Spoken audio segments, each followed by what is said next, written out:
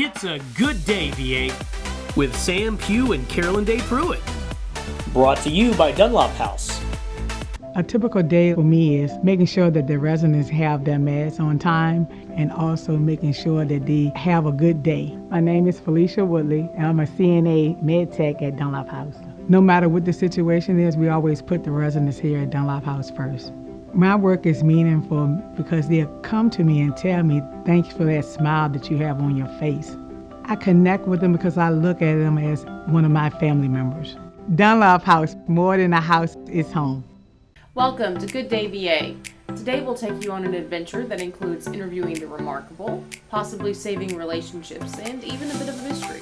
Yeah, mystery? Like the Scooby-Doo kind? Not quite, maybe a little less dramatic, but one our producer has created. That's understandable. It's still a mystery as to how he even got employed as a producer, and actually how I got here this morning. He owns the company, so. Oh, mystery solved. Nepotism, obviously. We'll be right back with the show after this. Hi, I'm Dr. Sandy Elba. And I'm Dr. Adam Elba. We're chiropractors and we love what we do. We change lives on a regular basis. We go from pain relief all the way to wellness. We work with the cause of the problem, we help solve the problem, and put your life on a whole different path. If you're concerned about your health in any way, or you just want to be healthier all the way around, come see us at Chester Family Chiropractic Center.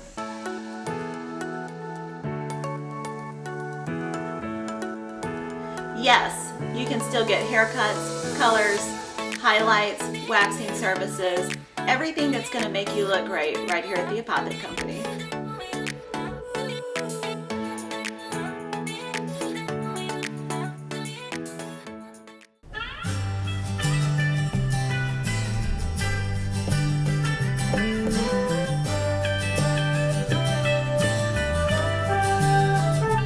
I am woman, hear me roar, in numbers too big to ignore, and I know too much to go back and pretend. We're here with a woman who does much more than just roar. In studio we have Petersburg Councilwoman Tresca Wilson-Smith, who was nominated for and ultimately selected as the WRIC's Remarkable Woman for 2022. Welcome to the studio. Thank you so much. Thank you for having me. Absolutely. A News was seeking nominations for women who make a difference through self-achievement, community contribution, and family impact. So you've been a Girl Scout, a candy striper, a community activist, and a counselor. So you've had a pretty busy life. Yes. So what motivates you? Pride in myself, pride passed down through my family, wanting to make a difference with my parents, and most of all, my belief in God. We led into this interview with Helen Reddy and Ray Burton's I Am Woman. Yes. That song has some pretty important significance to you, doesn't it? It does. I would get in the car with my father, and he would always play that whenever we got in the car. And I'd sit in there and sing it, and it makes you feel powerful as a woman. I can do some things. Mm-hmm. I can manage some things. I can do anything, really, is what she's saying. I'm strong. I am invincible. The words and the tone just all get inside of you. I always say music doesn't just touch the ears. Music reaches the soul. Absolutely. Certainly. So, yeah, I suppose you had pretty inspirational parents. I did. My mother always taught us that whatever you did reflected on them. My grandmother would say the same thing. So you knew if you did something, it was to be O'Neill and Dolores' child. So it always reflected on your family. So was your work as a candy striper at Petersburg General your first experience with public service? Yes. I was 14 years old, and it was Petersburg General at the time. And I learned that you could become a candy striper, so I applied on my own. I had my own interview, and it wasn't until after I got the job that I told my mother, I'm going to be a candy striper. And I remember we had to go downtown to get the pinstripe uniforms and the Peter Pan collar blouse, and man, I put those clothes on and I felt like I was on top of the world. And it was all volunteer work, but you felt like somebody because when you walked into that hospital, you were doing something for somebody else. So what motivates a 14-year-old to do that?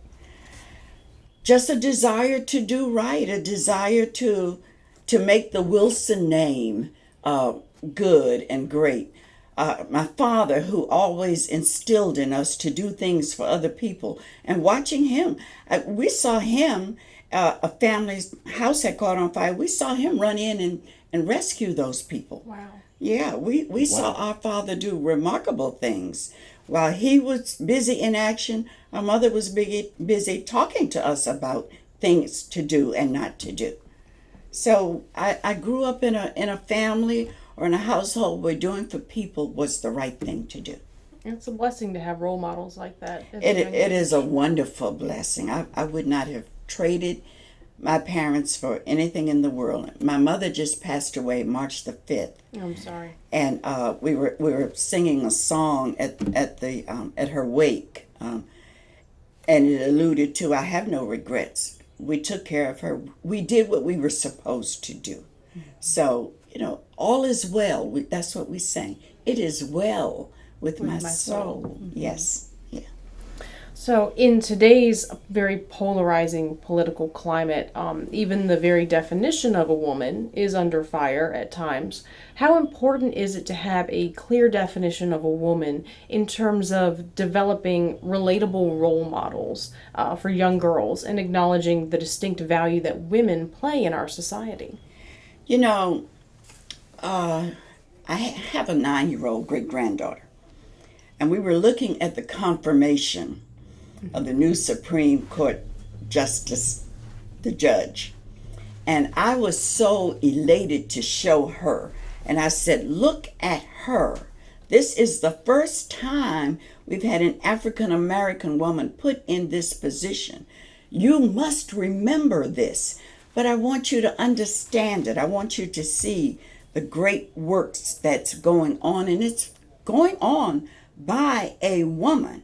So you've announced that you will not be seeking another term as a Petersburg counselor.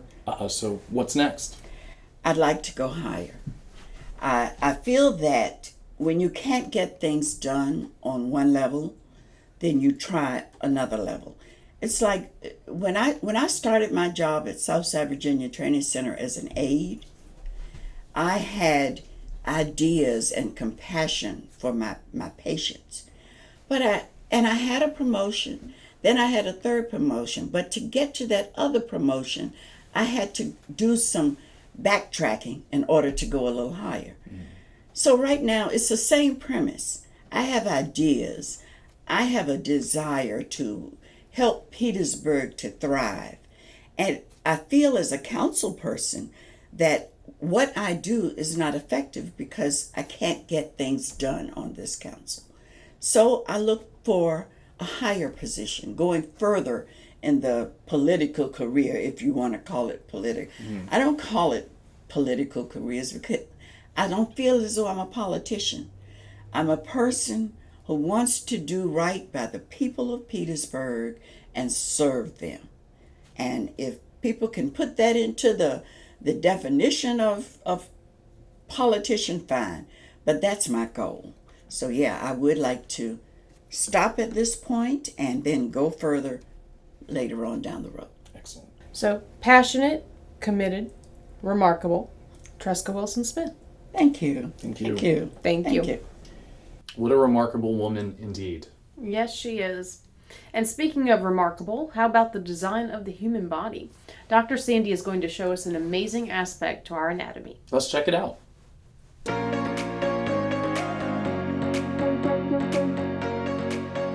Hello. Today we're going to do a little bit of an anatomy lesson. As a chiropractor, this is my favorite part of the body, the human spine. And the way it's made and the way it works is really quite incredible. Your spine is made up of 24 individual bones. The reason you have so many is so that you can move and bend and twist and turn. Imagine what life would be like if this was one solid post. Be hard to do some things that are fun as well as probably some things that you'd rather not do. Working, dancing, playing. Each individual joint moves forward, backwards, left, right, and rotation. All 3 planes of motion. They're actually some of the most movable joints in your entire body. When we're born, our spines don't have all the curves that you see in this one. Basically, they're shaped like a big letter C. Most animals, when they're born, they're able to walk within a few hours because they walk on 4 feet, where we only walk on 2. So as a result, it takes about a year of development for this spine to be able to support us in an upright position. The first thing that a young child does is they learn to hold their head up, and that develops the curve in the cervical spine. As they get a little bigger and stronger, they start to crawl around on the floor, and that develops the curve in the lower part of the spine. Your spine is actually 6 times stronger with curves than it would be without. So this developmental process is very, very important to your overall health throughout your lifetime. Your spine houses a very delicate and important part of your nerve system, your spinal cord. Your brain and your spinal cord are the only parts of your body that are completely encased in bone. That's because they're so important to everything that you do. The nervous system controls every thought, every emotion, every function of your body, and we want to make sure that that works. One of the biggest insults to the spine is postural, and this is becoming a bigger and bigger problem as we, as Americans, become more sedentary and our kids do more and more things on a screen. Think about the next beautiful afternoon that you go out for a walk or for a drive. I want you to notice how many kids you see outside playing in the trees or riding their bikes. Where are all the children? They're probably inside using a small media device with their heads tilted forward and their shoulders forward. Remember, these kids are growing. This is leaving an impact on the whole spine for the rest of their life. Now, there's a simple thing that you can do to analyze your own posture as well as the people that you love. Stand against a wall. You should be able to bring your head back and rest it on the wall. Your shoulders should touch the wall as well as your buttocks with your heels almost directly against the wall. If that's difficult for you, you probably have some postural issues. If you're looking at a child or a family member, just look at landmarks like the top of the ear, the top of the shoulder, and the top of the ilium. You want to see that those are all parallel to the floor. Looking at the spine from the side, you want to look at the ear, the shoulder, the hip, the knee, and the little bump on the side of your ankle called the malleolus. Those should all line up on a plane line as well. Interestingly enough, posture is not just about pain and how you look. New research is showing indications for dementia and other neurological disorders when the posture is incorrect for a long period of time. So stand up straight, sit up straight, and have a great day. There are a lot of things that can put stress on a relationship. Finances, communication, lack of quality time. Why you don't just take the trash bag to the bin and why you leave it outside the door. Okay. Whether it's a major dividing point or something less important, relationships face many challenges. Well, Michael may be able to help with one of those issues, combining design styles. So we've got Michael back in the studio for another round of questions this week.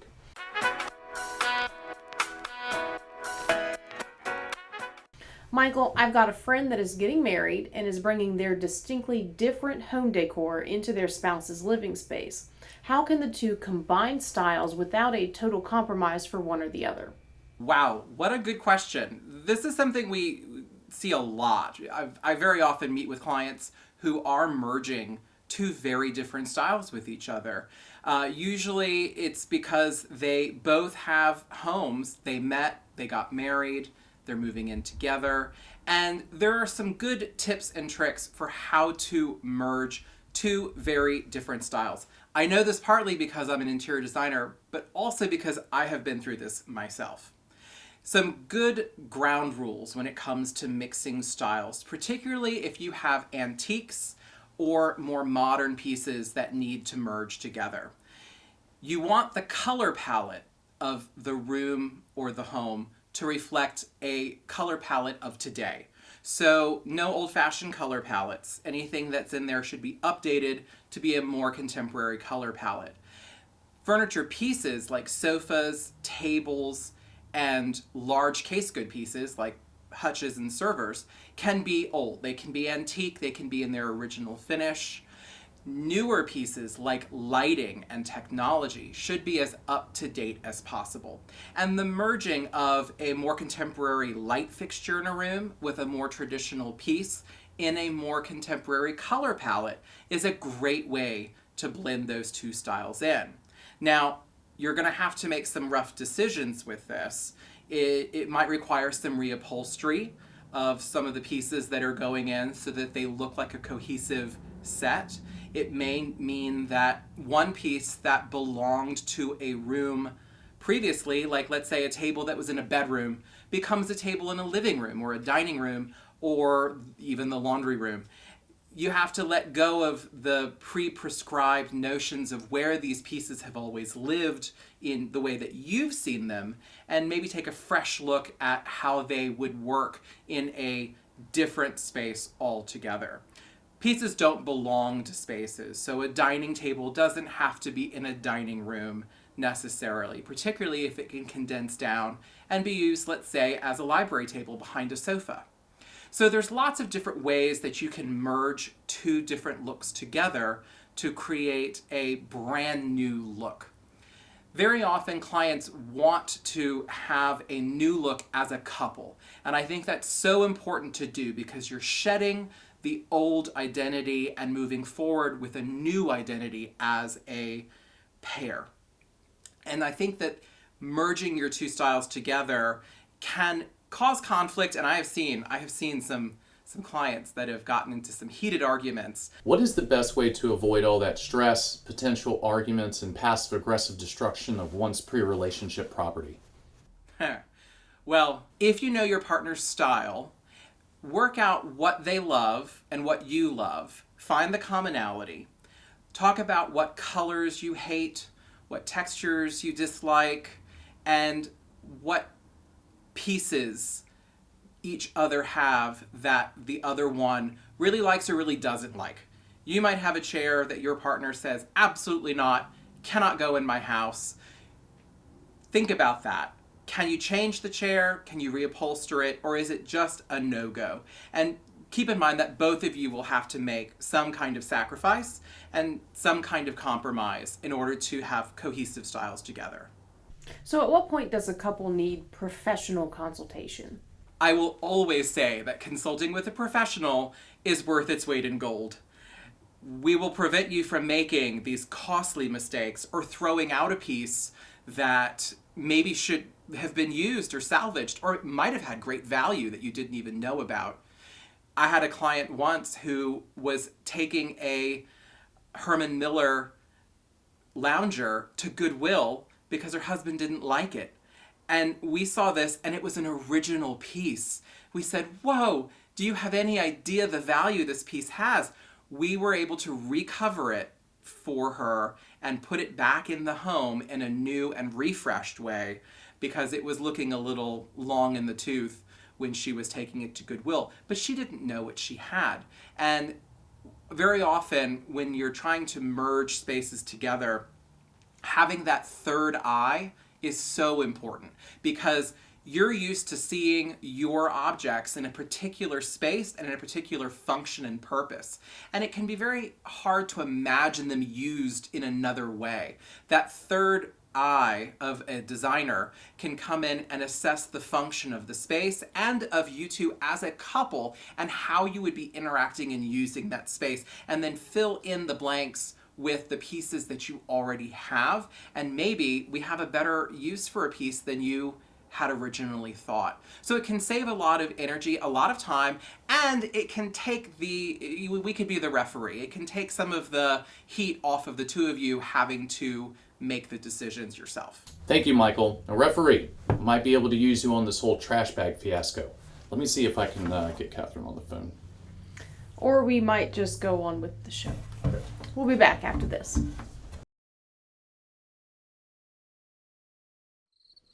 Imagine an HVAC as unnoticeable as the air itself.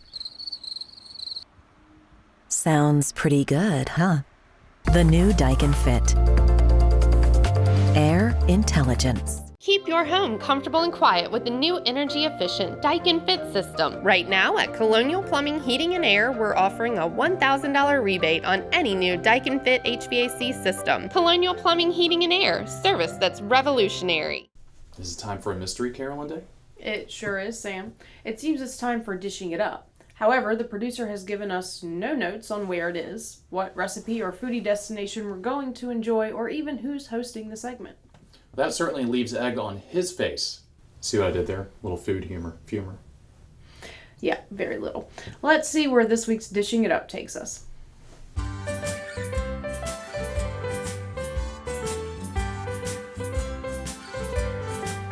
So why all the mystery? It's topped over 90 degrees this week, and we're going to make crazy shakes in this episode. Unfortunately, the last time we left ice cream in the studio, Sam ate it all.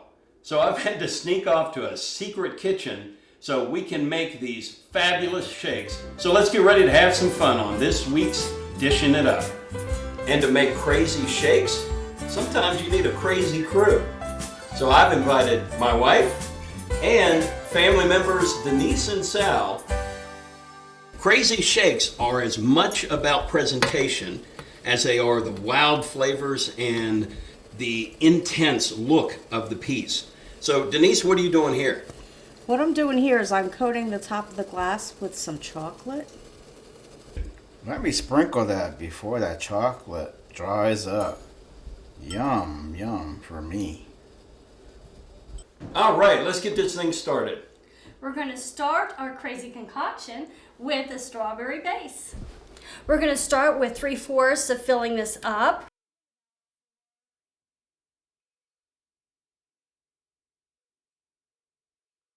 Now let's add a 1/2 cup of milk.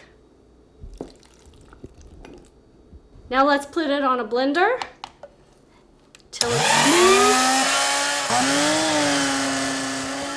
And now we're going to take the shake that Tammy prepared and I'm going to pour it into the glass that I dipped earlier.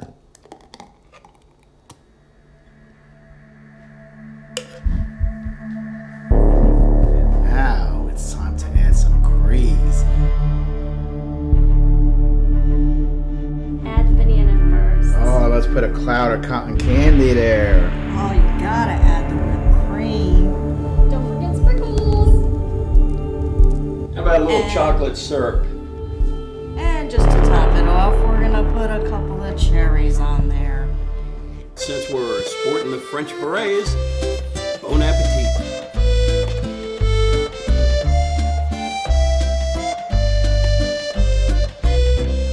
Good job, guys. Back to you guys in the studio.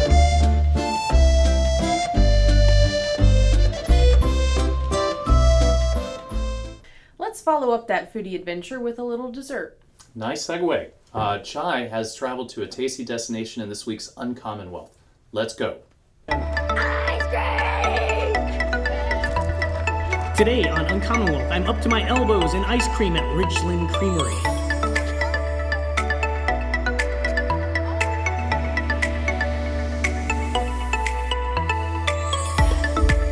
History is very important to the family and the staff here at the farm. You can read about what's been going on since the beginning of the farm in the 17 and 1800s and how it started as a tobacco farm and converted to a dairy farm.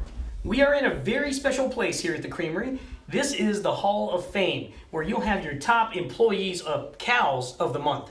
On these little plaques here, you can read how much milk they produce per day, their birthday, how old they are, and you'll meet cows or get to know cows like Quasi-Moo and Sweetie Pie and all of the other ones here.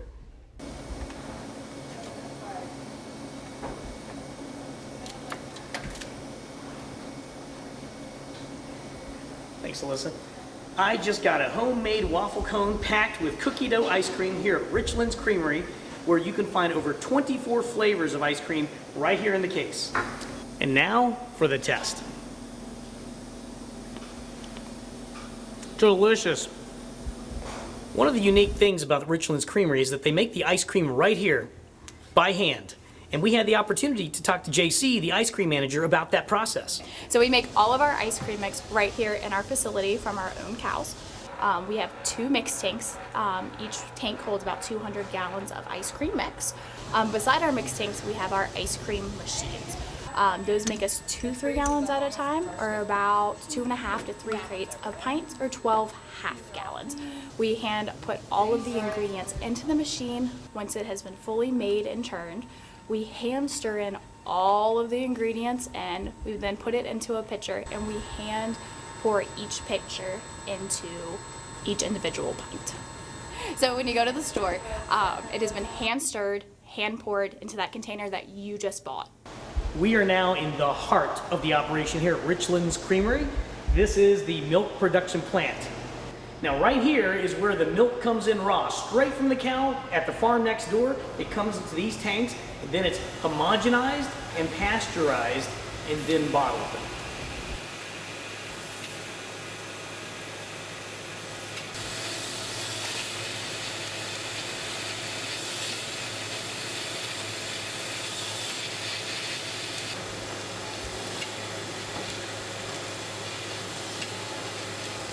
If you're hungry, they can take care of it right here at the Creamery Cafe, where you can build your own sandwich. They'll slice the deli meat for you, and you can pick from locally sourced Virginia cheeses, and they even have their own specialty house sauce to spread across that bread. And what would a trip to Richland's Creamery be without bringing home a memento? I guess we're really milking that one. But all kidding aside, this gift shop, you're gonna find coffees, all sorts of trinkets and snacks and t-shirts, stuff to bring home and anchor those memories with. Well, here we are at the end of another exciting show. Yep, and even with our remarkable mystery our producer created this week, we have managed to reach the finish line. Not quite. Before we go, we'd like to thank our sponsors, especially Dunlop House, who make this program possible. And as always, thank you, the viewers, for joining us today. Until our next show, have a good day, VA. Seriously, the raccoons get into the trash on the back porch, and they ate my financial records and left it in my neighbor's yard in a different form, and now someone ordered a yacht for me in Armenia.